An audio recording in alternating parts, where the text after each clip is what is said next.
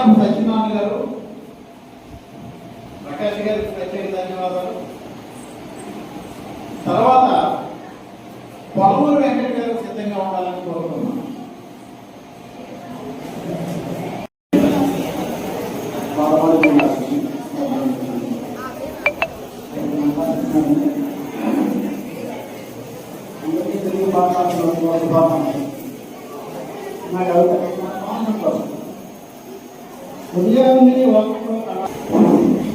ఇంట్లో సాంబ్రాణి వల్ల కొడుకుని నిర్మించే సుప్రభాతం మా పాఠశాల కొత్తల సంఖ్యలో మామూలుగా ఉండేవారు. ఈ క్రమంలో గ్రామీణ భాషలో ఉన్న తెలుగు కవితలని వాడుక భాషలో తేవాలనుకున్నారు. ఆ రోజులో ప్రజలు గ్రామీణ భాష అర్థం కాక చదువుకోలేకపోయేవారు. గ్రామీణ భాష అర్థం కాక ఎన్నో ఇబ్బందులు పడేవారు. ఆ సమయంలో రామరెడ్డి గారు వాడుక భాషావాదాన్ని చేపట్టి ఒక యుద్ధమే చేశారు.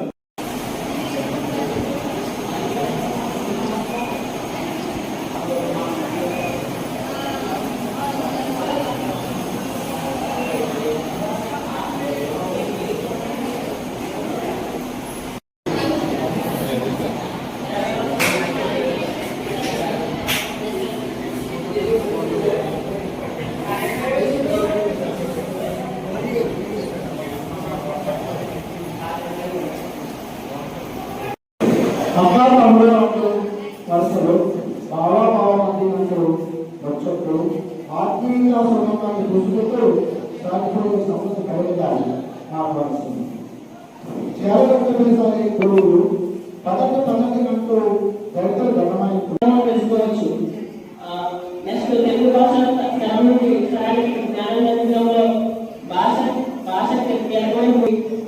చాలా సంస్కృతి ఏమైపోతుందంటే తెలుగు అయిపోతుంది అనమాట. అంటే మన భాష అనేది మన సంస్కృతి మనకి కనిపించదు. మన సంస్కృతి మనకి పరిరక్షించుకోవాలంటే ఖచ్చితంగా మన యొక్క ఏదైతే మాతృభాష ఉందో ఆ మాతృభాషను రక్షించుకోవాలి.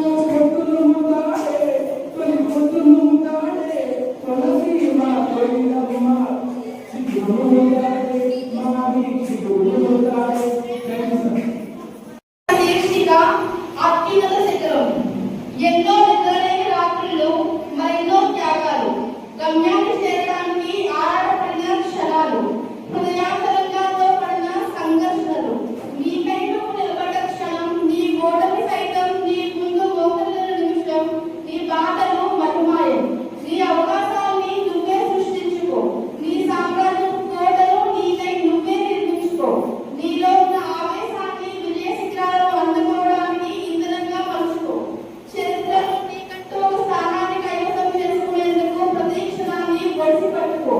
ఎందుకంటే నీ నది రాత్రులు రాసే విరాగము నువ్వే, నీ గెలుపు నువ్వే, నీ స్థైర్యం నువ్వే, నీ నేస్తం నువ్వే, నీ కష్టంలో న్యాయ నిర్ణేతము నువ్వే. కాలంతో పోటీ పడుతూ ప్రతి కష్టాన్ని అవలీలగా దాటి అనంత జ్ఞాన సాగరాన్ని వరించి అక్షర కామాన్ని సంధించి నీ గమ్యాన్ని ఛేదించి అక్షర జ్యోతిగా ఎదిగి నిరంతర శ్రామికుని రేపటి ఉజ్వల భవిష్యత్తుకై నీ బలమైన నీ జీవితంలో అద్భుత శిఖరాన్ని నీకై ఆవిష్కరణ జరుగుతూ ఉంది. అంతర్జాతీయ శ్రీ కళావేదిక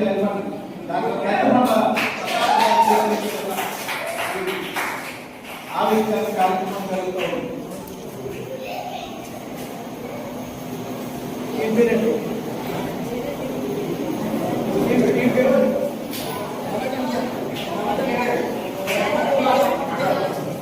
నడక విన్యాసం, నడక విన్యాత. ఎందుకంటే మన సామాన్యులే కాకుండా రాజకీయ నాయకులు కూడా ఇప్పుడు నడక మొదలు పెట్టారు. మరి అలాగే నారా చంద్రబాబు నాయుడు గారు నడక ప్రతి చోట కూడా తెలుగులోనే మాట్లాడాలి. ఉత్తర్వులు, కోర్టు తీర్పులు, విద్యాపరమైనటువంటి తీర్పులు కూడా తెలుగులోనే ఉండాలనేటువంటి నినాదంతో ప్రతి ఒక్కరు కూడా కృషి చేయాలి. తెలుగు భాష వ్యవహారికంగా కూడా ఉండాలి.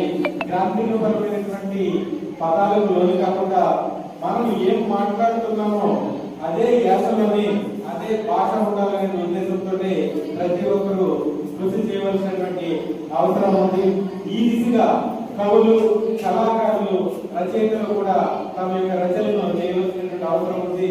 విద్యార్థులు కూడా విద్యార్థి దశ నుంచే కూడా కవిత్వం వైపు, సాహిత్యం వైపు వస్తే ఒక సామాజిక స్పృహ అనేటువంటిది దేశానికి యువత వెన్నెముక. కాబట్టి మీరు కూడా ఆ దిశగా ప్రయత్నాలు చేయాలని కోరుకుంటూ నాకు ఈ అవకాశం ఇచ్చినటువంటి కోనసీమ శ్రీ కళా వేదిక కార్యవర్గానికి, ఇచ్చేసినటువంటి కవులు, కళాకారులు, విద్యార్థులందరూ కూడా ధన్యవాదాలు తెలియజేస్తున్నాను. Thank you.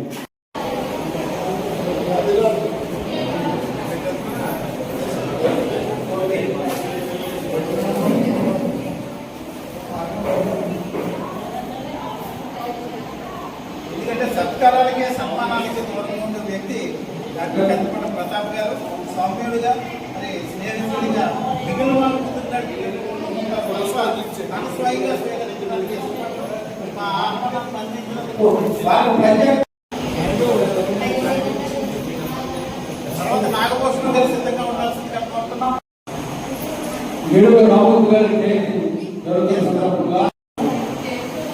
తెలుగు భాష నేల వేటూరు భాషలో ఓటులో ముఖ్యంది ఎక్కిన కుదురుపై తెలుగుపై మెరిసింది. వేమన పద్యాన్ని వేదంగా మలిసింది. త్యాగం కలంలో రాగాలు పొదిగింది. జన్మలో వచ్చి 1940 స్వాతంత్రం వచ్చింది. అయితే అందులో ఎందరో మహానుభావులు త్యాగమూర్తులయ్యారు. ఎందరో మహనీయులు, నాడెందరో అమరవీరులు.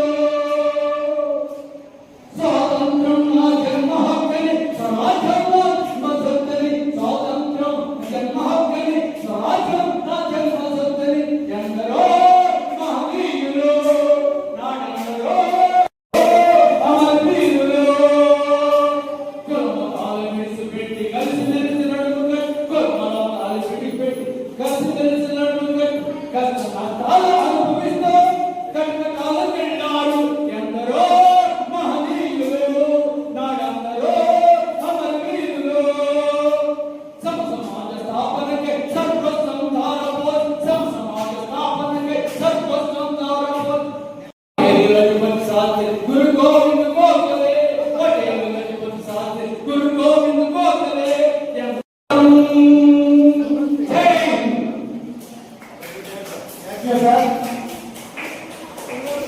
ఏదైనా చివరి మంచి మంద అయితే అదిరిపోద్దమ్మా అన్న ఒక సినిమా డైరెక్ట్. అందుకని చివరి మంచిగా మరి కడలి సత్యనారాయణ గారు బ్రహ్మాండంగా పాడారు. తర్వాత కవుల సన్మానం మొదలు పెడుతున్నాం. సర్టిఫికేట్ నల్ల నరసింహూర్తి గారు ఇస్తారు. ఎవరైనా ఉంటారు, నువ్వు ఉన్నావు కదా అందరం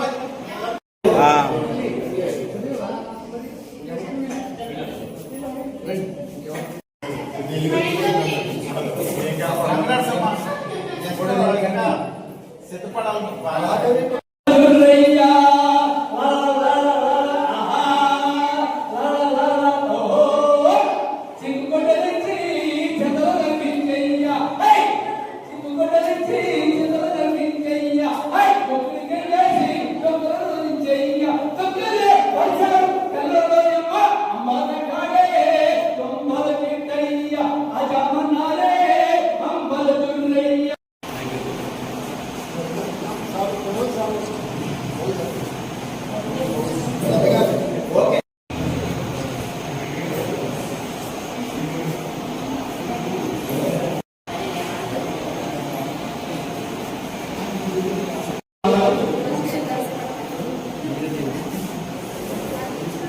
సంశోధన లేదా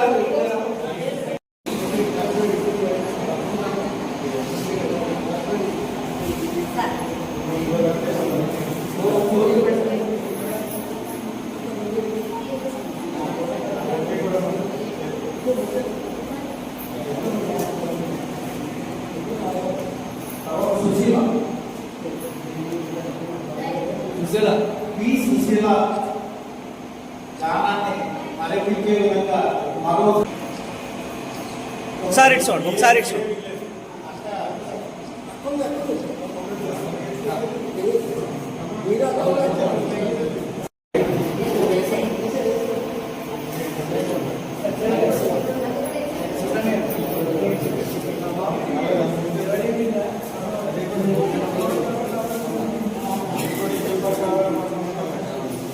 అందరూ ఇటు చూడండి సార్.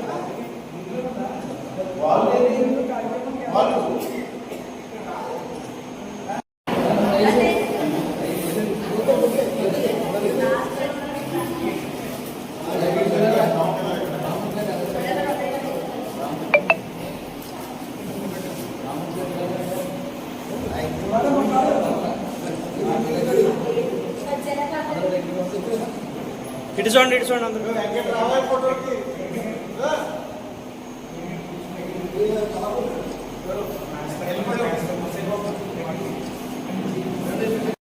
తెలుగు భాషా దినోత్సవ సందర్భంగా అందరికీ శుభాకాంక్షలు తెలియజేసుకుంటూ శ్రీశ్రీ కళా వేదిక కోనసీమ జిల్లా కార్యవర్గం మరియు కోనసీమ జిల్లా రచయితల సంఘం ఆధ్వర్యంలో మాతృభాషా దినోత్సవ సంబరాల పేరిట ఈరోజు ఒక ప్రత్యేకమైనటువంటి కార్యక్రమాన్ని, అదేవిధంగా జాతీయ శతాధిక కవి సమ్మేళనాన్ని కూడా నిర్వహించడం జరిగింది.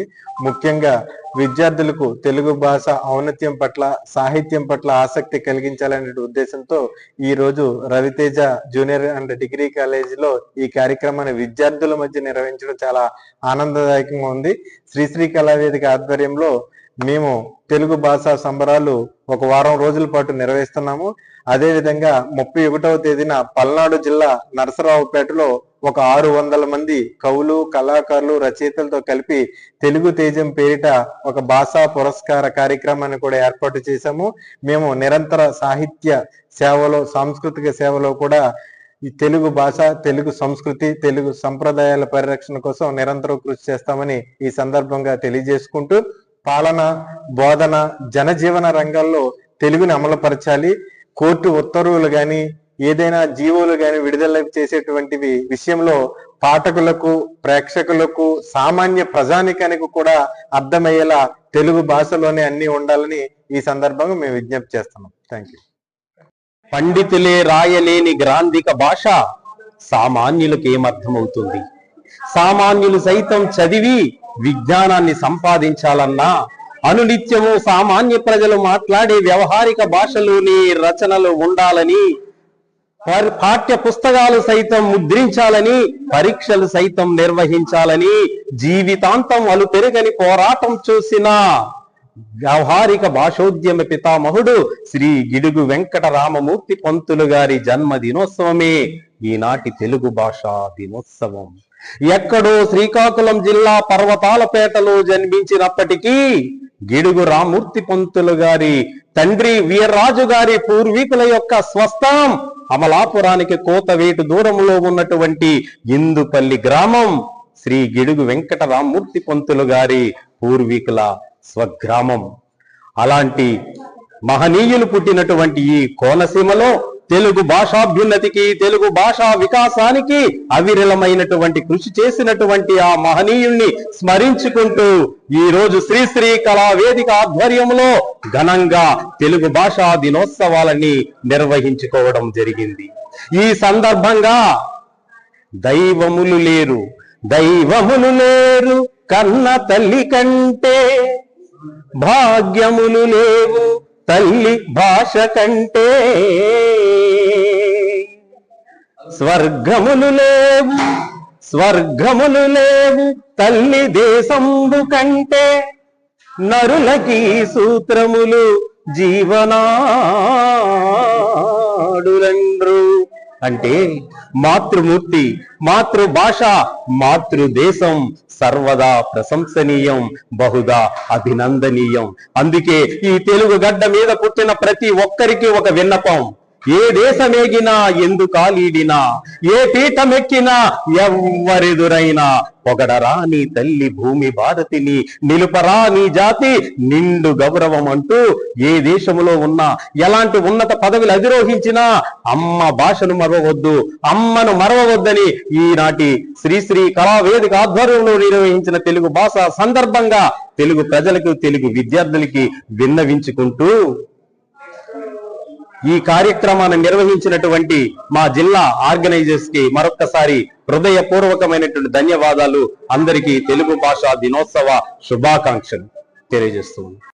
తెలుగు భాషా దినోత్సవం సందర్భంగా అందరికీ కూడా హృదయపూర్వక శుభాకాంక్షలు తెలియజేసుకుంటూ, మరి తెలుగు వారు ఎక్కడున్నప్పటికీ కూడా మరి ప్రపంచ దేశాల్లో కూడా తెలుగు సంబరాలు విరివిగా జరిపించుకుంటున్న సందర్భాలు మనకు కనిపిస్తూ ఉన్నాయి. అదే విధంగా ఉభయ తెలుగు రాష్ట్రాల్లోనూ కూడా తెలుగు కోసం మరి పాటుపడే మరి గిడుగు రామ్మూర్తి పంతులు గారి యొక్క జన్మదినాన్ని పురస్కరించుకుని ఈవేళ ఈ కార్యక్రమాలు జరుగుతూ ఉన్నాయి. తెలుగు భాషా దినోత్సవాల పట్ల ఎందుకు విరివిగా జరుపుకోవాలి అనే దాని గురించి మనం ఆలోచించినట్లయితే మాతృభాషలో ప్రతి ఒక్కరు మరి విరివిగా చదవాలని, మాతృభాషకి మరి అంకితమై ముందుకు నడిపించాలని మహానుభావులు, కవులు, కళాకారులు అందరూ కూడా సూచించినంత మేరకు మరి అందుబాటులో మరి కార్యక్రమాలు జరగట్లేదు. ఎందుకంటే మృత భాషగా మారబోతుంది తెలుగు అనేది మరి ఐక్యరాజ్య సమితి వారు మనకి తెలియజేయటం జరిగింది. కాబట్టి దాన్ని బ్రతికించుకోవాల్సిన ఆవశ్యకత ప్రతి తెలుగువాడి మీద ఉన్నది. ముఖ్యంగా తెలుగు చాలా ప్రాచీనమైన భాష కాబట్టి దాన్ని పరిరక్షించుకోవాల్సిన ఆవశ్యకత ప్రతి ఒక్కరి మీద ఉన్నది. ముఖ్యంగా మరి అధికార భాష తరపున జరిగే కార్యక్రమాలన్నీ కూడా తెలుగులోనే జరగాలని, మరి కోర్టు వాద్యాలు కూడా తెలుగులో ఉండాలని, మరి ప్రతి ఒక్కరు కూడా మరి తెలుగు భాష పట్ల మరి విరివిగా విస్తృత ప్రచారం చేయాలని, మరి ముఖ్యంగా మరి విద్యార్థులు మరి విద్య అంతా కూడా వ్యాపార ధోరణిలో వెళ్ళిపోతున్న తరుణంలో ఆంగ్లం వైపు అందరూ మొగ్గు చూపుతున్నారు, కానీ తెలుగుని మరి కనుమరుగు చేసే పరిస్థితులు కనిపిస్తున్నాయి. కాబట్టి ఖచ్చితంగా దీన్ని బ్రతికించుకోవాల్సిన ఆవశ్యకత ఉంది. కాబట్టి దీన్ని ప్రతి ఒక్కరు ప్రోత్సహించాలని విరివిగా ఈ కార్యక్రమాలు ఈవేళ మన అల్లవరం మండలం రవితేజ కాలేజీలో పెట్టడం జరిగింది. అందువల్ల అందరికీ కూడా హృదయపూర్వక ఈ కార్యక్రమాన్ని సక్సెస్ చేసిన